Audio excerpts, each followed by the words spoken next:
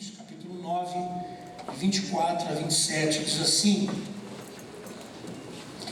Não sabeis vós que os que correm no estádio, todos na verdade correm, mas um só leva o prêmio? Correi de tal maneira que o alcanceis.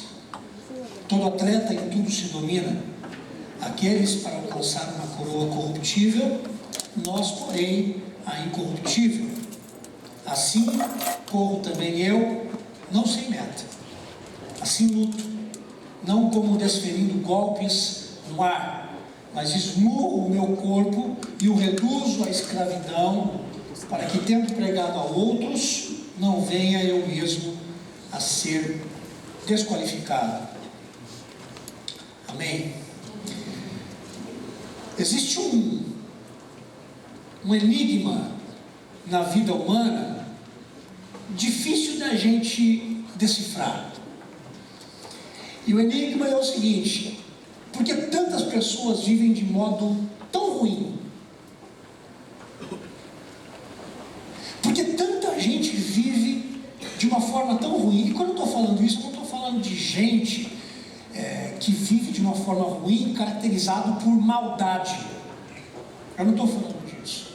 Eu estou falando de gente que vive uma vida ruim por conta de viver uma vida medíocre, por conta de uma estupidez cega.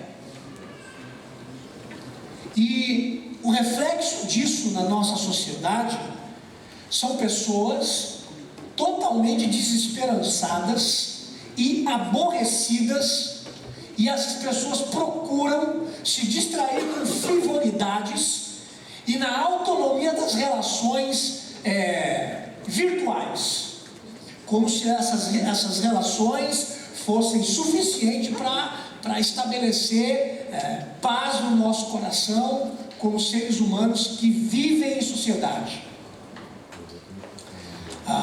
Eu tenho a impressão de que as nossas cabeças, elas estão muito mais voltadas para baixo, olhando para os nossos celulares, olhando para os nossos compromissos virtuais, para a nossa agenda, do que olhando uns nos olhos dos outros.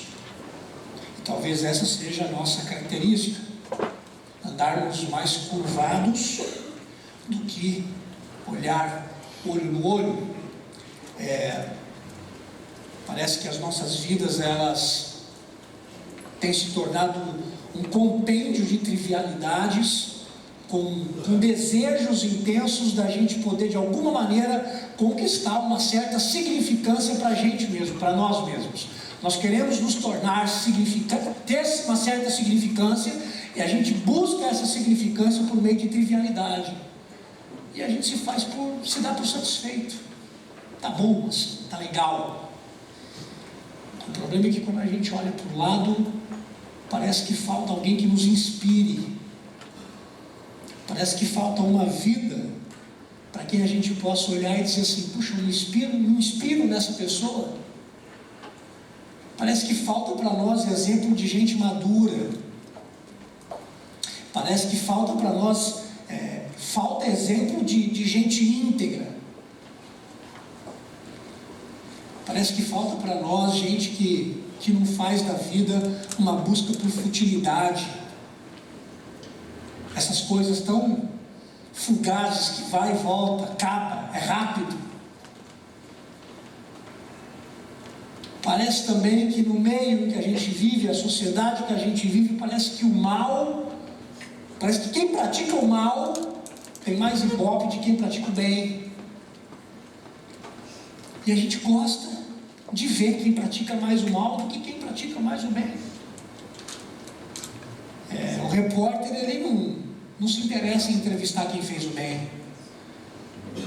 As notícias que encharcam a nossa casa são só trágicas notícias. Porque a gente que faz o bem não desperta interesse. Um caráter íntegro não recebe e não merece reconhecimento público. Alguém que faça o bem não merece a nossa atenção e nem o nosso ibope. A gente quer ver a tragédia. A gente está doente. A nossa sociedade está doente. E o pior é que esse cenário ele acaba inundando a vida da igreja, de modo que nós vamos perdendo a nossa referência de vida, que é Jesus. E o pior é que também a gente olha para a igreja, a gente não vê ninguém com quem a gente pode não só contar, mas a gente olha para a igreja e diz assim: puxa, quem eu posso imitar aqui, hein? Quem pode ser referência para o meu filho, além de mim? Quem pode ser referência para minha filha? Eu lembro que quando eu estava na igreja, eu cheguei na igreja e eu tinha um presbítero lá. Ele tocava bateria, né? E eu olhava tanto para o Gilmar, que eu cheguei a imitar, eu chegava a imitar o Gilmar, né? Brincava, eu tenho essa facilidade de brincar com as pessoas e imitar, eu imitava ele. Mas o Gilmar era um tipo de figura que eu olhava e disse assim: cara, eu quero ser igual a esse cara aí.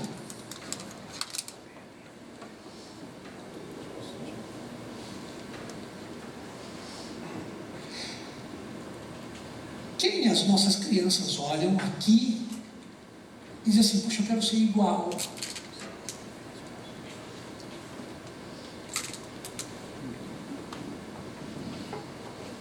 Eu vi o Gustavo tocando bateria ali, eu quero ser igual ao Gustavo, quero tocar bateria igual ele. Eu lembro que quando eu tocava bateria depois, o Gilmar me influenciou, eu fui para a bateria. E aí quando eu estava tocando lá na Central em Leme, tocando não, né? Fazendo aqueles barulhos, aquela coisa bem tribal. Mas tinha o Serginho era um diácono. E o Serginho tinha um filho, hoje ele já tem 3. Mas o mais velho dele ficava, quando ia tocar, ele vinha correndo, ficava sentado aqui, ó, no primeiro banco, e me vendo tocar com 2 baquetinhas.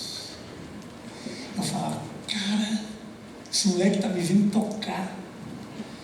E quando a gente ia para os acampamentos de carnaval, ele queria sentar no meu colo e tocar junto comigo. Eu falei: pô, que interessante essa cadeia, né? Eu olhei para o Gilmar e agora alguém está olhando para mim. Já parou para pensar que alguém pode estar olhando para você? Uma criança está olhando para você. Tá, vamos deixar uma coisa mais complexa. Um adulto está olhando para você e querendo aprender do Evangelho, querendo ver Jesus em você. E o que ele vê? Aí a gente se esconde, né? Eu sou um miserável pecador. Nós temos que ir para a igreja para olhar para Jesus. Para com isso. Eu venho para a igreja para adorar o Senhor, mas eu venho na igreja e olho para vocês. Eu não estou vendo Jesus aqui, a não ser que alguém esteja. Eu estou olhando para a vida de vocês. E é com vocês que eu quero aprender. Tanto que esse negócio é tão mentira que se você ficar na igreja e você não tem relacionamento, fica chateado, o que você vai fazer? Se você não resolver, você vai embora. Vai procurar outra igreja. Sabe por quê? Porque a gente precisa desse relacionamento horizontal. Deus criou a gente para isso. Doce ilusão a gente ficar só no quarto trancando e falando com o Pai. Não dá certo. A gente precisa ter um quarto fechado para manter a nossa relação verticalizada, mas a gente sai do quarto e precisa horizontalizar as nossas relações. Parece que falta exemplo de gente viva. Parece que falta exemplo para nós na igreja de gente próxima, de gente que é relevante na fé. Onde é que estamos? Cadê esses homens? Cadê essas mulheres? Eu li um livro recentemente que fala, o título é Podres de Mimados. Esse livro foi muito forte, porque parece que a gente está vivendo exatamente como um bando de podre mimado dentro de uma igreja. E sabe qual é o resultado?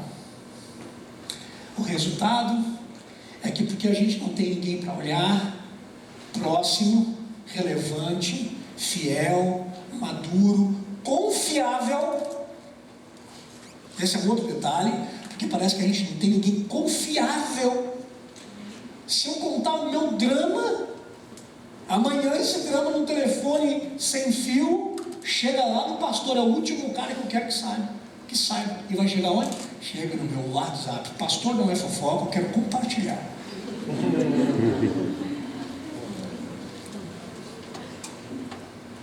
Sabe qual é o resultado? O resultado é que a gente caminha sozinho, sem ter alguém para prestar conta. E porque a gente não tem ninguém para prestar conta, nós vivemos entregues às nossas paixões mais escondidas, lá no profundo da nossa alma. E aí a gente vai sucumbindo na fé. A gente adoece, nós ficamos frios para com Deus e frios para com o próximo. Hoje eu quero falar de uma cura que a gente precisa urgentemente. A cura de nós mesmos.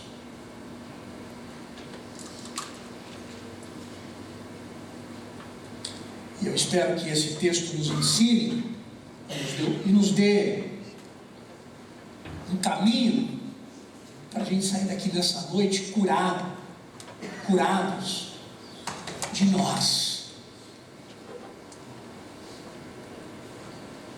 Porque a gente imputa a nossa doença, às vezes na alma, emocional, psicológica, espiritual, seja do que for, ao outro. O mundo me feriu. O outro me feriu. O mundo é mau. O mundo tem uma bazuca que está toda hora mirando em cima de mim. Eu queria pensar hoje sobre as feridas que a gente tem na alma, que nós mesmos causamos em nós. E parar de pensar um pouquinho na ferida que possivelmente alguém possa ter causado em você, porque essa é uma outra realidade. Mas já parou para pensar que muitos dos sentimentos ruins que estão dentro de nós é fruto do nosso próprio coração, é fruto da nossa própria maldade, é fruto da nossa própria arrogância, é fruto do nosso próprio orgulho, é fruto da nossa própria falta de comunhão com Jesus de Nazaré.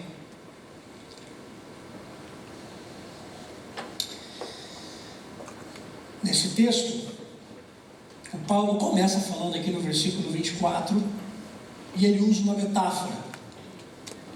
E a metáfora que ele usa é para falar para nós a importância de nos mantermos firmes nessa jornada espiritual. E a gente tem uma ideia de que jornada espiritual acontece em qualquer outro plano, menos aqui. Não, vou dizer uma coisa para você: a vida espiritual e a jornada espiritual é aqui e agora. Agora, nesse mundo tenebroso onde a gente vive.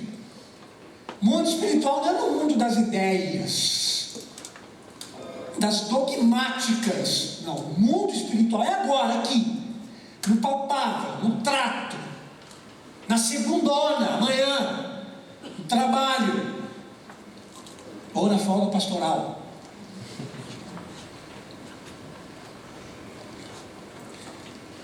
Esse negócio acontece aqui, ó. Não é imaginário, é aqui. E o Paulo está falando que a nossa jornada de vida espiritual acontece aqui e agora, e para isso ele usa a metáfora do atleta que corre. Do atleta que corre. E quando eu estava lendo esse texto, eu só lembrei de uma figura: Usain Bolt. Esse cara que é um ex-corredor, um jamaicano, multicampeão olímpico e mundial nessa modalidade de corrida, né? Vou chamar de corrida, mas é um atletismo, né? Ele deu uma entrevista, eu fiz uma pesquisa sobre ele, sobre o Bolt, E ele, nessa entrevista, ele disse duas coisas que chamam muita atenção, a minha atenção. Primeiro, ele disse assim: não basta ter talento para vencer, é preciso treinar pesado. Não basta ter talento para vencer, é preciso treinar muito pesado. Segunda coisa que ele disse que eu achei interessante, ele diz assim: a separação entre o fácil e o difícil está na preparação. A separação entre fácil e difícil está na preparação. Basicamente o que o Bolt disse, ele disse duas coisas: foco e treino.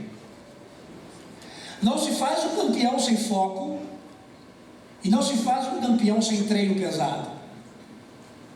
O que Paulo está dizendo aqui é praticamente a mesma coisa. Paulo está dizendo que nós precisamos fazer a mesma coisa.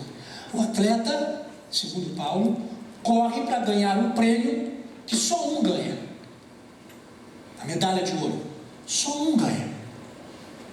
E assim, o Paulo está dizendo que a gente tem que correr da mesma maneira. E aí ele usa um imperativo no versículo 24. Ele diz: correi de tal maneira que o alcanceis. Correi. Não existe outra forma de nós vencermos essa jornada de vida espiritual, e se nós não respondermos a esse desafio correndo. E esse imperativo correi ensina para nós algo formidável. O correi é uma postura nossa, e não tem como empurrar o outro para correr. Eu estou correndo, e eu não consigo nessa minha jornada correr por mim e correr por você. Eu não consigo nessa jornada de fé correr empurrando pessoas para que elas também cheguem até o fim. E sabe por quê? Porque eu não dou conta de correr nem sozinho. O correr é essa postura que nós individualmente devemos dar àquilo que o Senhor já tem feito por nós. Mas sabe qual é o nosso grande problema no correr, nessa jornada de vida espiritual? O grande problema é que a gente fica esperando que alguém sempre nos empurre. O pastor precisa me empurrar, a liderança precisa me empurrar, os amigos precisam me empurrar, a igreja precisa me empurrar. E aí sabe o que a gente faz? A gente vai terceirizando essa responsabilidade e a gente não assume esse negócio que é nosso. Nós não nos empurramos, nós incentivamos uns aos outros. É diferente. Nós incentivamos a correr, mas ninguém empurra ninguém, porque a resposta é individual. Correi, correi, correi e correi, vila.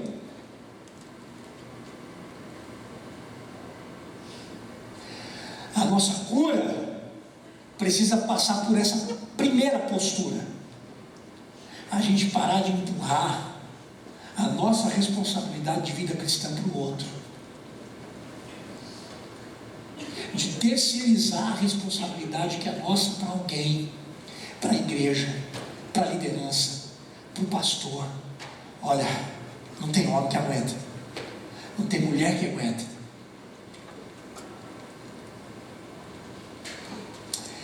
Em outra ocasião, Paulo disse na sua carta aos Filipenses, dizendo assim: desenvolvei a vossa salvação com temor e tremor. Desenvolvei a vossa salvação com temor e tremor. Interessante essa palavra, desenvolver a salvação. Sim, a salvação nos foi dada. O Senhor deu a salvação para nós. Agora, o que eu e você vamos fazer com ela é responsabilidade nossa. Tem gente que recebe a salvação e vive a salvação de modo mirrado, anêmico. Mas tem gente que recebe a salvação e desenvolve ela de modo que ela se torna uma salvação robusta, onde todo mundo vê esse negócio na vida das pessoas. O Paulo está dizendo: olha, você recebeu a salvação, ok, desenvolva ela. E como é que a gente desenvolve? Tendo temor e tremor, que é o princípio da sabedoria.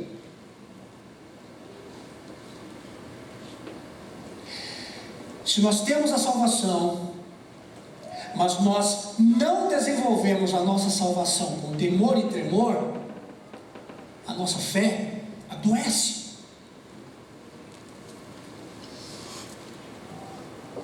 Talvez essa seja a razão de muitos cristãos estarem doentes. E quando eu falo de doente, eu não estou falando de enxaqueca, bico de papagaio. Eu estou falando dessa doença que está aqui dentro, que impede a gente de correr e que faz a gente ficar parado para o mundo, olhando os outros correndo e dizendo assim: está correndo porque Deus é bom com ele, Deus não é bom comigo. Olha a minha vida, olha a tragédia da minha vida.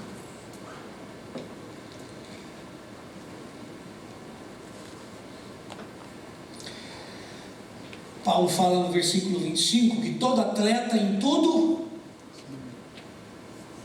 se domina. Versículo 25: todo atleta em tudo se domina. Eu não gostei dessa tradução.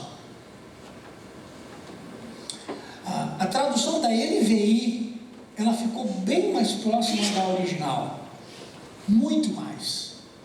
A NVI diz o seguinte: todos os que competem nos jogos se submetem a um treinamento. Olha a diferença. A tradução aqui, a primeira diz assim: todo atleta em tudo se domina. A NVI: todos os que competem nos jogos se submetem a um treinamento. Esse verso traz duas expressões muito importantes para nós, para a gente poder começar a pensar esse negócio de sermos curados por Deus de nós mesmos. A primeira expressão que a gente encontra aí nesse texto, no original, é uma palavrinha em grega, uma palavra grega, que diz assim: egonizomai.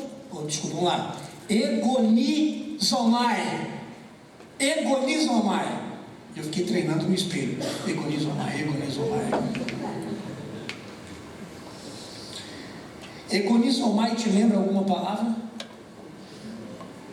Lembra alguma palavra parecida na nossa língua?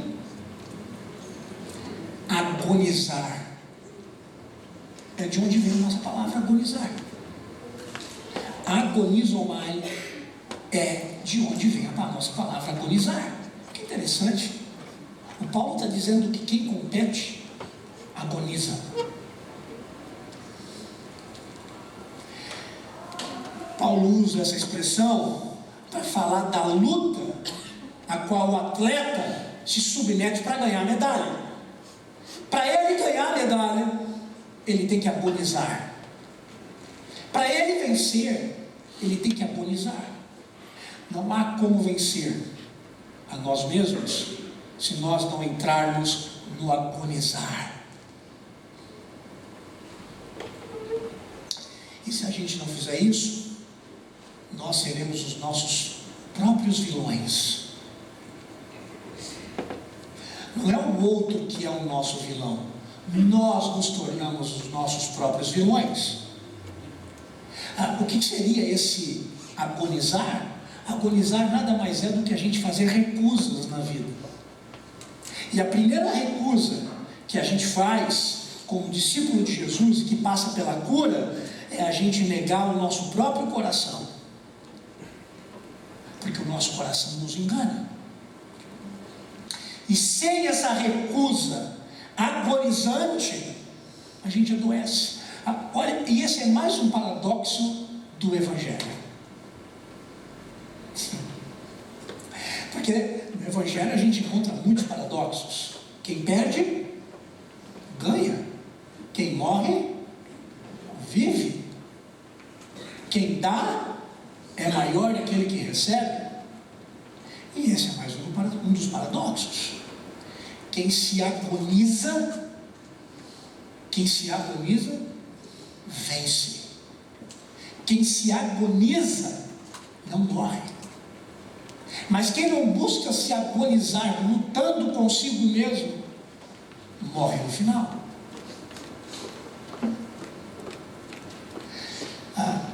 Quem não se agoniza, acaba doente,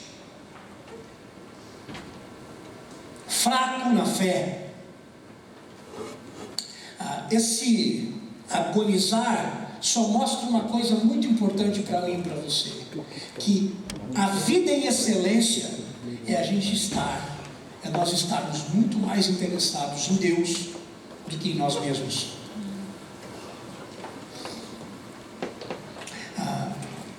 Ao contrário do que muitos de nós fazemos, a gente vive muito mais preocupado com a nossa causa do que se Deus está de fato na causa que nós chamamos de nossa. O negar a si mesmo é um exercício diário. A gente trata esse negócio de negar a si mesmo como uma convicção dogmática. Não, Jesus falou que a gente tem que morrer para nós mesmos. Beleza. Então o que é morrer para si mesmo? Morrer para si mesmo é você se agonizar. É você se contorcer. Porque o seu eu quer viver de um jeito, mas se o Espírito de Deus vive em você, então você se submete à vontade do Senhor e diz não para você. E quando você diz não para você, você entra nesse processo de agonizamento. Você entra em agonia. Você começa a se agonizar, você vai se sufocando a ponto de você morrer. E ora, o que é a santificação? Se não é esse processo de morrer para mim mesmo e Cristo viver em mim. Quanto mais eu morro, mais Ele vive. Quanto mais eu morro, mais Ele vive. Quanto mais eu sou agonizado, mais Ele vive.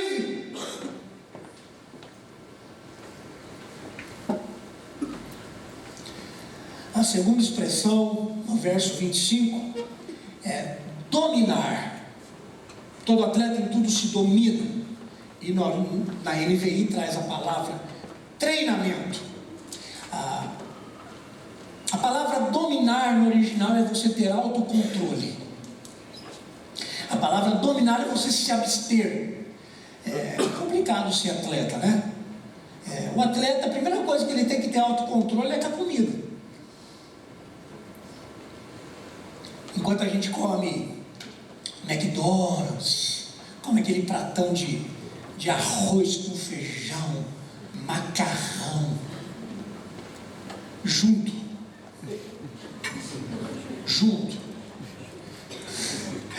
tudo que é possível, a gente olha e acompanha o Instagram de alguns atletas, dá até raiva. Aí o cara coloca aquela foto, aquele prato com salada, tomate, frango e aquela cara de feliz. Eu falo, isso está amarrado em nome de Jesus de Nazaré. Isso não é vida. Aí tem alguns que começam, né? Estou na bênção. Dá uma semana, abandona esse negócio. Porque ninguém aguenta. Eu não consigo, eu não dou conta. Eu confesso. É por isso que eu não sou atleta. Porque para ser atleta, você tem que se dominar. Para você ser atleta, você tem que ter autocontrole, você tem que saber daquilo que você tem que se abster. Mas o conceito que o Paulo usa aqui é o conceito do treinamento. E a palavra treinamento, no grego, é uma outra palavra que significa askesis. Askesis. E essa palavra é uma palavra que os gregos usavam para descrever a rotina do treinamento de um atleta olímpico. Qual era a rotina de um treinamento de um atleta olímpico? A rotina era o askesis, era o treinamento dele. O tempo passa e o que os filósofos gregos fizeram com essa palavra? Os filósofos gregos pegaram a palavra askesis, palavra usada para o treinamento dos atletas olímpicos, e usaram essa palavra no processo da educação e no desenvolvimento humano. Você quer crescer na vida? Asquesis para você. Quer se tornar um ser humano melhor? Asquesis. Vá treinar. E é claro que os filósofos gregos não estavam falando do treinamento físico, mas estavam falando de um outro treinamento que se refere à alma e ao coração. O que é que o Paulo faz? O Paulo usa esse mesmo conceito para comparar o atleta com o progresso espiritual. E ele diz que o atleta, ele tudo se domina porque ele treina. A lógica que o apóstolo Paulo faz aqui não é difícil da gente entender.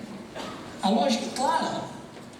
Assim como um atleta que vai para uma competição em jogos se submete a um treinamento rigoroso para ganhar medalha, da mesma forma, aquele que deseja atingir a plena maturidade espiritual deve desenvolver o quê? Asquesis. Um treinamento. Deve desenvolver o quê? Uma disciplina radical para que você também consiga alcançar a medalha que não é corruptível, a medalha que é incorruptível. Mas vamos pensar um pouquinho mais na figura do atleta. O prêmio do atleta que pratica a asquesis, o treinamento, não é receber uma medalha. Tem gente que acha, né? Puxa, o prêmio é receber a medalha. Não, mas não é isso só. Quem é maratonista, ele tem muita asquesis, né? O treinamento é muito pesado. Mas quem é um maratonista, essa pessoa se torna o quê? Essa pessoa se torna uma pessoa capaz de correr no mínimo 40 km por dia.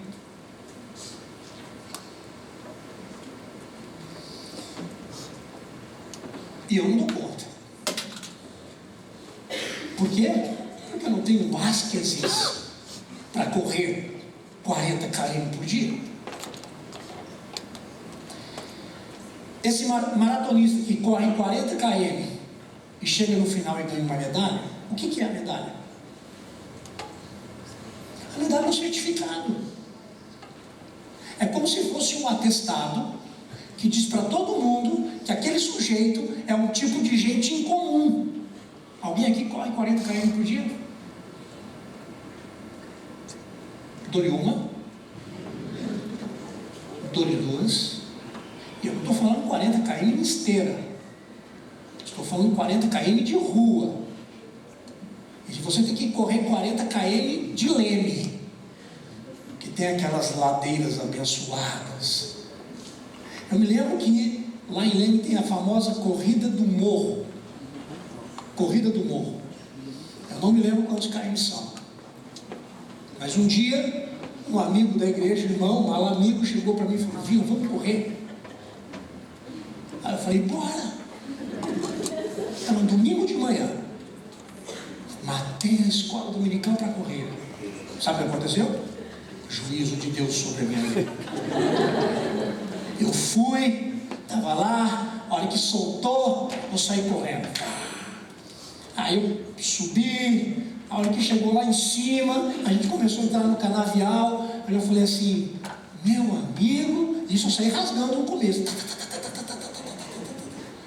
Quando chegou na subidona, lá os caras começaram a me passar. Eu falei: eita, aí passou um velhinho. E tem um velhinho lá em Leme que corria.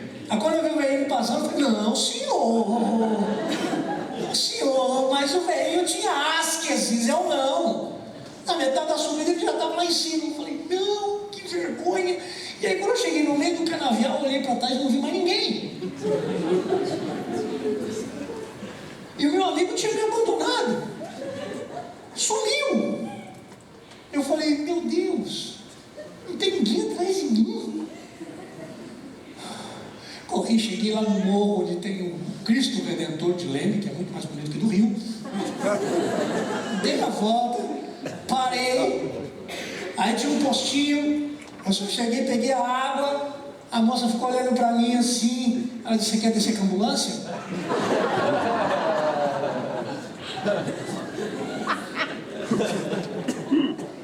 Eu falei: isso é uma afronta. Isso é o diabo rindo da minha cara porque eu não fui para a escola dominical. Ela disse: você não quer descer com a ambulância? Eu falei: não, senhora.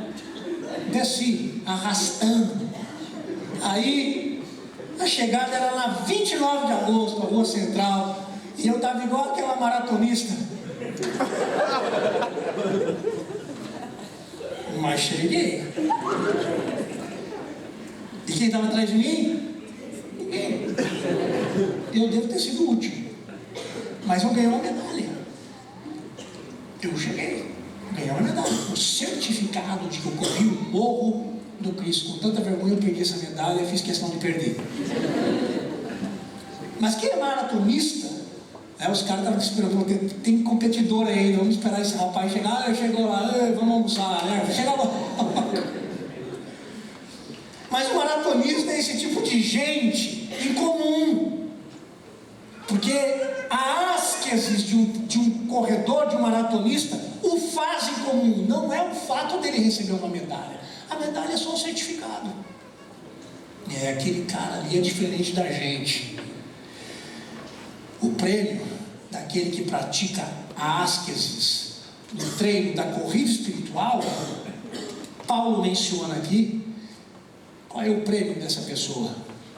O prêmio é se tornar um tipo de gente parecida com Jesus de Nazaré. Amém. Quem pratica asqueses para correr a corrida da fé até o final é o tipo de gente parecida com Jesus. Porque quem morre para si faz o que Jesus fez. Mas só morre para si quem é capaz de treinar para isso. Treinar para correr a corrida até o fim. A gente não vai chegar no final dessa corrida se a gente não orar. A gente não vai chegar no final dessa corrida se a gente não meditar na palavra. A gente não vai chegar no final dessa corrida se nós não nos abstermos das nossas paixões, que são totalmente distorcidas da vida de Jesus. Se nós não treinarmos, nós não vamos correr. Se nós não corrermos, nós vamos ficar para trás. E se nós ficarmos para trás, nós vamos adoecer. Um cristão que pratica asqueses treina para dizer não para si e para dizer sim para Deus. Mas sabe qual é o nosso problema? O nosso problema é que essa mentalidade praticamente desapareceu do Ocidente moderno. Porque a nossa sociedade promove o discurso de que nós somos orientados pelo conforto. A gente espera que a nossa religião seja uma religião confortável. Sofrer não faz sentido. Deixa eu dar um exemplo para vocês de asqueses, que é o jejum. O jejum é um asqueses, é um treinamento. Eu estou lendo esse livro do Rod Dreher, Opção Beneditina, uma estratégia para cristãos no mundo pós-cristão. E eu li algo aqui fantástico, eu quero compartilhar com vocês sobre o que ele fala aqui sobre o jejum. Ele diz assim: é como se você estivesse fortalecendo a sua vontade. Você está lá fazendo um período de jejum e o seu estômago começa a roncar de fome, sendo que você só pode comer de novo às 5:30 da tarde. E aí você pensa: se eu não consigo ficar sem comer por algumas horinhas, como é que eu espero conter as minhas outras paixões mais espirituais, como raiva, inveja e orgulho? Como é possível que eu tenha uma maior disciplina moral e espiritual se eu não começar pelas coisas mais tangíveis, com os desejos corporais? que adianta eu querer combater a minha raiva, o meu orgulho, se eu não consigo segurar a fome?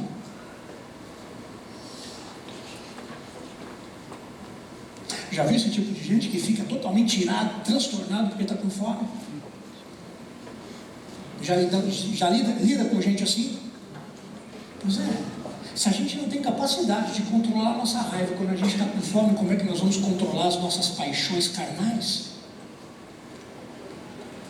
Isso é uma asquesis. Esse é um treino. Veja, o objetivo do treinamento não é colocar a gente na presença de Deus.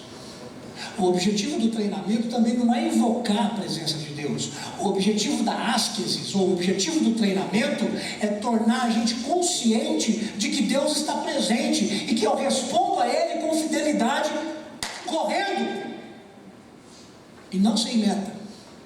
Eu sei para onde eu corro. Essa é a postura de luta. Mas quando a gente chega no versículo 26, Paulo usa agora uma outra figura, a figura do boxe. Ele diz: assim corro eu também, não sem meta, assim luto, não como desferindo golpes no ar. Ou seja, ele está dizendo: olha, eu não estou dando murro no ar, eu estou dando murro certeiro.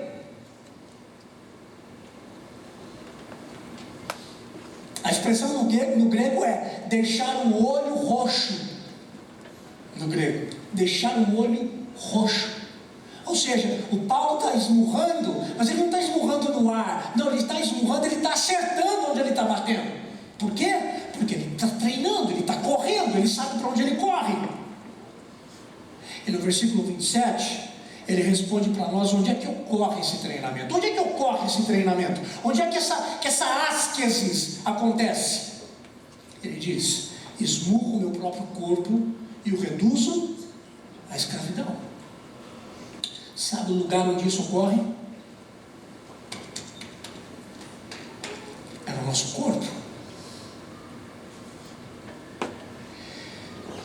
Todo esse esforço não é apenas um esforço intelectual, como se as nossas lutas fossem lutas incorpóreas. Não, eu luto contra potestades, eu luto contra o diabo. Você pode lutar contra o diabo a 4. Lute contra quem você quiser. Agora entenda uma coisa: a sua luta passa pela carne, a sua luta passa sim pelo seu corpo. Todo esse esforço não pode ser visto apenas como um esforço do intelecto, porque tudo passa pelo nosso corpo. E a gente negligencia muito o nosso corpo na nossa corrida espiritual. E Paulo aborda isso com muita clareza. Quando Paulo escreve isso lá em Romanos, ele diz que o nosso pecado ele nasce no coração. Mas onde é que o pecado atua? No corpo. Ele diz em Romanos 7,18: porque em mim, isso é, na minha carne, não habita bem nenhum, pois o querer o bem está em mim, não porém o efetuá-lo. Na minha carne não habita bem nenhum. Deixa eu dar um exemplo para você de como nós tratamos mal o nosso corpo e de como a gente lida de modo errado com o nosso corpo. Vou pegar um exemplo negativo. Aí, o exemplo da dependência química. O que é a dependência química? A dependência química é o resultado do clamor do corpo, porque o corpo está pedindo aquilo. Resultado também misturado com o clamor da alma. Alma e corpo estão clamando. A maneira como o corpo aprendeu a atender ao clamor da alma, como foi? Com a dependência química. E esse é um grande problema. A nossa alma está clamando. E como é que nós, com o nosso corpo, respondemos ao clamor da alma? Nós podemos responder ao clamor da alma no nosso corpo, injetando em nós vícios, transtornos, compulsões. A alma quer Deus e a gente faz o quê? Vou lá no shopping gastar. A alma quer Deus e a gente faz o quê? Vou praticar um esporte. A alma que é Deus, a gente faz o quê? Vou aliviar a minha dor, a minha alma na pornografia, na bebida, nos vícios.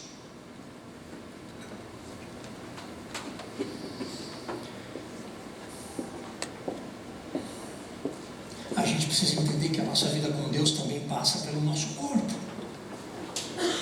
Tem muita gente que pensa que quer desenvolver o seu relacionamento com Deus baseando-se apenas nas atitudes internas, nas atitudes interiores. Para eu viver com Deus eu tenho que ser humilde.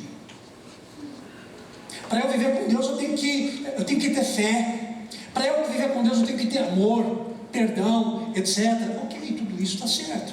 Agora entenda uma coisa: o ser humano é um ser indivisível. Corpo e espírito atuam juntos. Não há como ter experiência humana com Deus se nós não considerarmos a experiência também do nosso corpo. E por que eu estou dizendo isso? Porque o cristianismo não isenta o nosso corpo da corrida com Deus e para Deus. É só a gente observar o nosso credo. Observe o nosso credo. Nós cremos na encarnação. Nós cremos que Jesus ressuscitou. Nós cremos na ressurreição. Nós cremos que quando Ele ressuscitou, Ele teve uma mudança corpórea. Nós cremos na ressurreição do nosso próprio corpo após a morte. Como é que nós queremos extinguir o corpo dessa corrida espiritual? Se nós extinguirmos o corpo, sabe o que vai acontecer? A nossa mente vai funcionar muito bem quanto aos conceitos, mas a gente não vai aplicar isso na nossa vida carnal. E sabe como é que nós vamos viver a nossa vida? De modo entregue às nossas paixões carnais. Por quê? Porque nós não subjugamos o nosso corpo à corrida que nós estamos tendo. A gente precisa aprender isso com Paulo. Ele diz: eu reduzo o meu corpo à escravidão. Paulo não está dizendo aqui que ele que ele ficava se mutilando. Reduz o meu corpo. Não, ele está dizendo o quê? Que ele mantém o seu corpo alinhado com a fé que ele professa em Jesus. É por isso que ele diz no final do versículo 27, para que eu não venha a ser desqualificado. Paulo vai perder a salvação aqui? Porque se eu não correr com o meu corpo, se eu não estiver íntegro, então eu vou ser desclassificado dessa corrida. É isso que o Paulo está falando? Não, ele não está falando de perder a salvação aqui. Quando ele diz aqui, para que eu não venha a ser desqualificado, ele está falando da sua autoridade apostólica, dizendo mais ou menos o seguinte: olha, eu estou pregando isso, mas se as pessoas não verem em mim o que eu estou pregando, eu sou desqualificado, eles não vão me ouvir. E isso obviamente não serve só para o Paulo, isso serve para a igreja.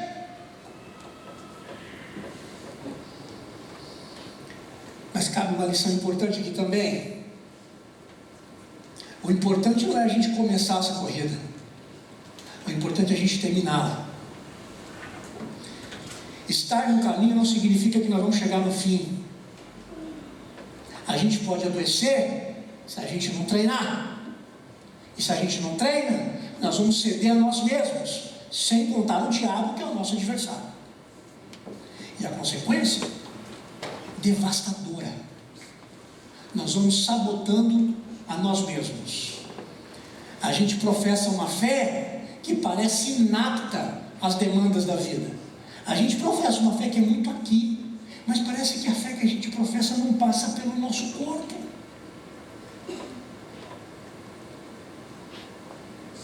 Nós cantamos, mas parece que aquilo que a gente canta não reflete na segunda-feira aquilo que a gente cantou. E ao que me parece, nós acabamos colocando a culpa no diabo. A culpa é do diabo. Mas talvez parece que ele tem feito pouco esforço para sabotar. Que parece que nós mesmos estamos nos sabotando.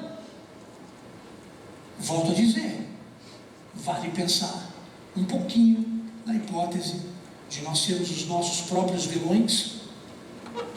Será que a nossa fé não está fraca porque nós deixamos de treinar? Será que nós estamos deixando de correr? E essa corrida da fé cristã está se tornando muito pesada porque nós não temos asqueses, porque nós não nos dominamos. E se a gente não tem asqueses e nem domínio próprio, nós estamos entregues a nós mesmos.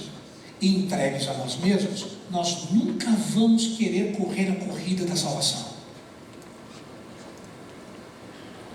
Nós precisamos de cura. Nós precisamos ser curados das nossas sabotagens. Nós precisamos crer na prática que a nossa fé pode sim ser cativante e pode também ser real às nossas demandas. Mas para isso, a gente tem que correr. E para correr, a gente tem que treinar. E se a gente não treinar, nós vamos jogar contra nós mesmos.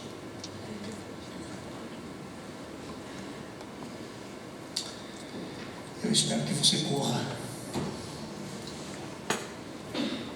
Eu espero que você treine para correr. Porque caso contrário, você será o seu próprio vilão. Você mesmo irá se sabotar.